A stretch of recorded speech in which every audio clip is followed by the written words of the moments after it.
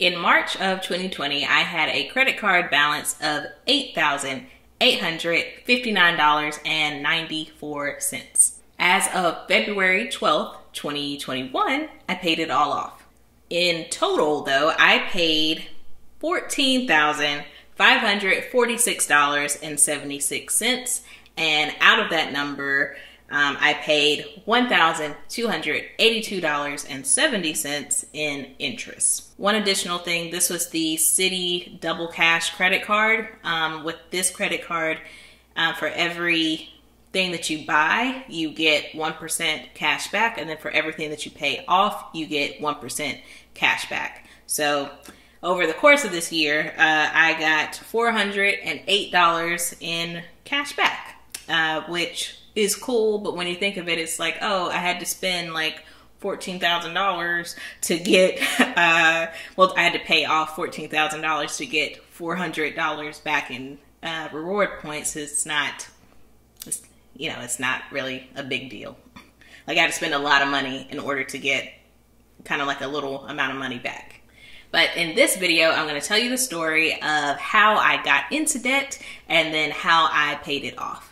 Okay, so how did I get here? How did I owe almost $9,000 back in March of 2020? So in order to answer the question of how did I get here, we have to go back to 2019. In 2019, I got a new job and I was making more money than my previous job.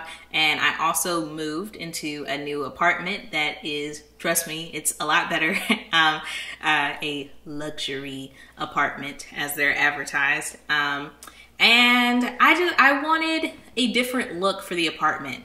You know what happened? I was watching How to Get Away with Murder, I think season 5, the very beginning. Annalise got a new job and she was making more money, and she had people moving in her new furniture, and the people who were moving it, they were like, is it as expensive as it looks? And she was like, yes it is, and I deserve it. And I was watching that scene and I was like, you know what? You're right, Annalise. We do deserve it. To West Elm I go. And that's what I did. And I wanted to furnish my apartment in a way that I wanted. My old furniture was like things that I've had since like grad school. Yeah, grad school. Back then I didn't really care about, like, I didn't know like my own style and things like that. So I just bought stuff like, hey, I need a couch. Okay, got a couch. Need a chair, got that, and didn't really care like what it looked like or anything like that. So I wanted to pick things that I truly wanted, and that's what I did. So I'm gonna go through all the like high ticket items that I got. I bought a lot of like smaller things, but primarily it was a few big ticket items that helped me get to almost $9,000 worth of credit card debt. First, I got a new bed. My old bed was a full size, and with this apartment I wanted a queen size bed because I wanted to feel like a queen, which sounds like silly, but whatever.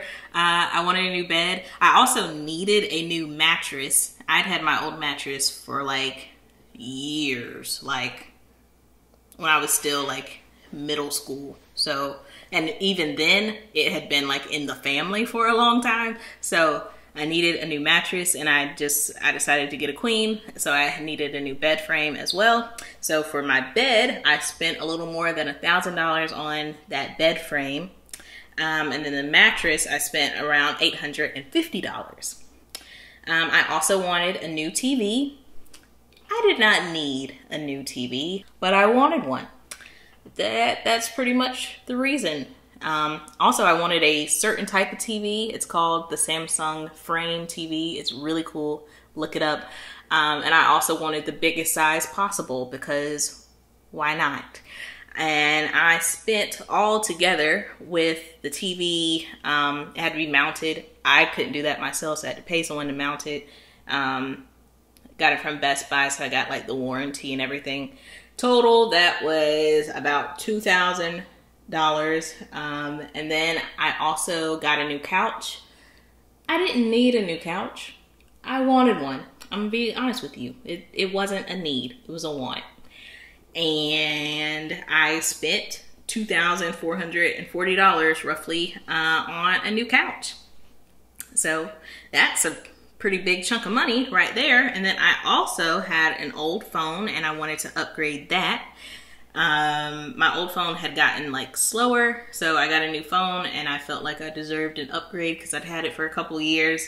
And I was like, well, why stop at the phone? Got to get the Apple Watch too. Why stop there? Got to get the AirPods. Oh, AirPods, they kind of like fall out of my ear when I'm walking kind of fast and I want to become like a runner. That didn't happen, but I wanted to start running and I was like, well, I should get the Power Beats Pro.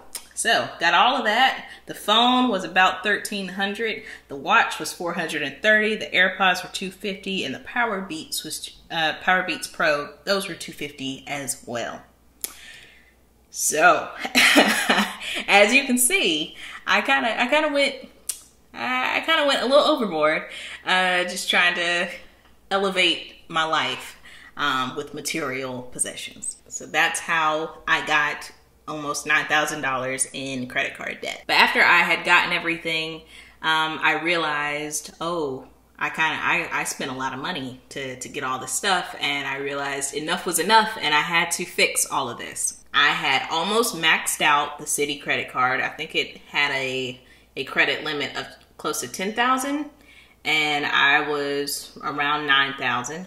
I had opened up a new credit card, the Apple credit card, to help my spending habits because I didn't want to max out the Citi credit card, so I opened up a new one.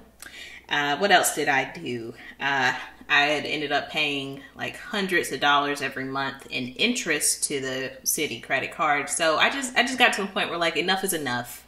It's time to fix this. So how did I pay it off? I started aggressively paying off that debt for the Citi card in the summer of 2020. Before that, I was kind of doing like a debt snowball. So I was doing my lowest amount of debt first. And with the Apple credit card that I just mentioned that I opened up, I wanted to pay that one off. And that one had like, I'm trying to remember. If you've been on the channel for a while, you may remember, but it was around like $3,000 on that credit card. So I wanted to pay that one off first, and then I was going to focus on the Citi credit card. So again, how did I pay this off? Number one, I make good money.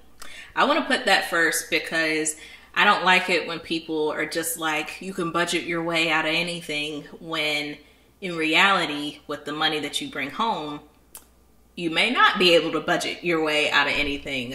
So I just want to be like real about that and not try to, down people or make people feel bad about themselves if they're not able to dig themselves out of credit card debt when they don't have enough money coming in. So just want to put that up front. I make good money, and that was a tremendous help to pay off the credit card debt, just being honest. Another thing that helped, the world kind of shut down.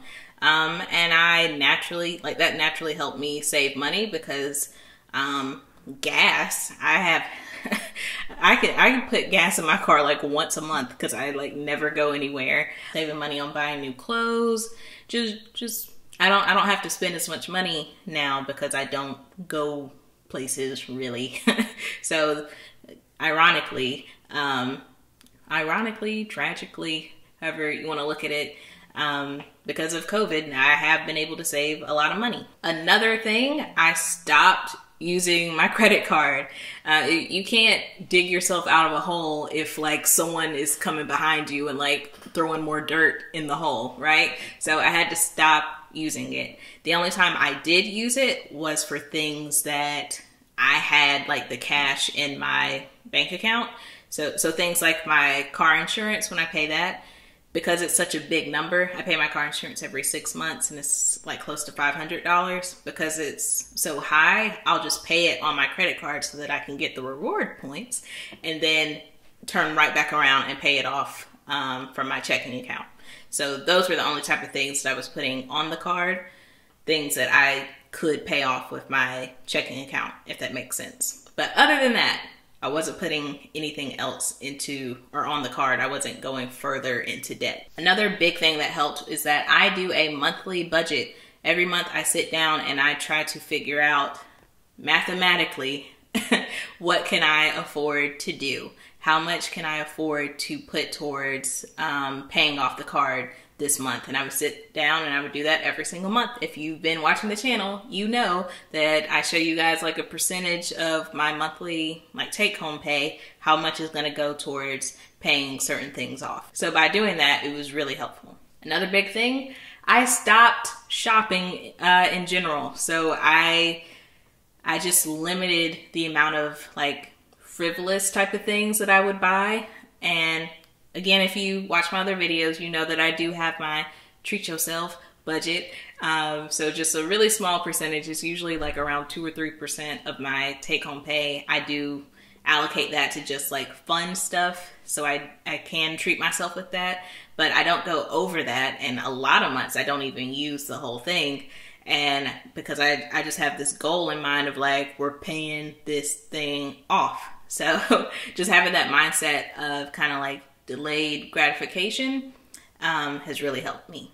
I also had more money coming in this year. One thing I did was I sold an item on Poshmark recently, this past month. If you've seen some other videos, you know that for my birthday, I treated myself and I got things from the Beyonce like Ivy Park line.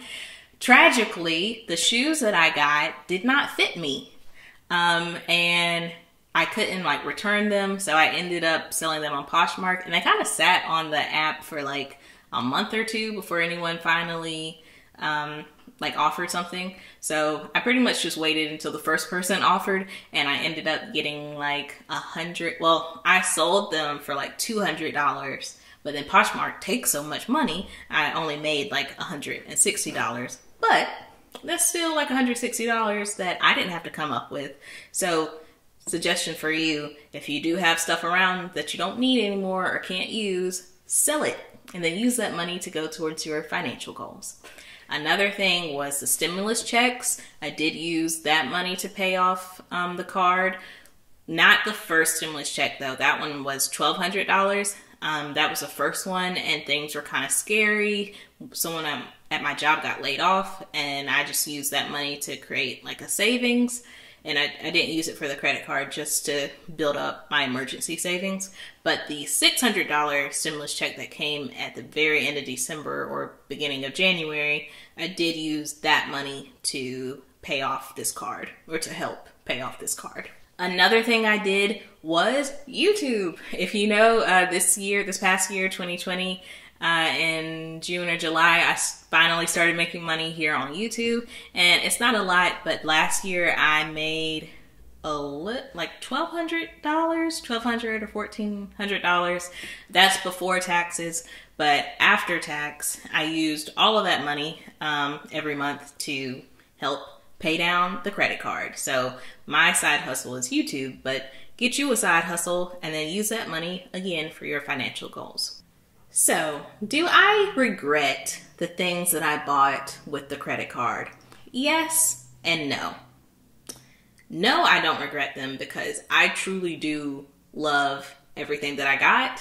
I use everything that I got like every day, like my bed.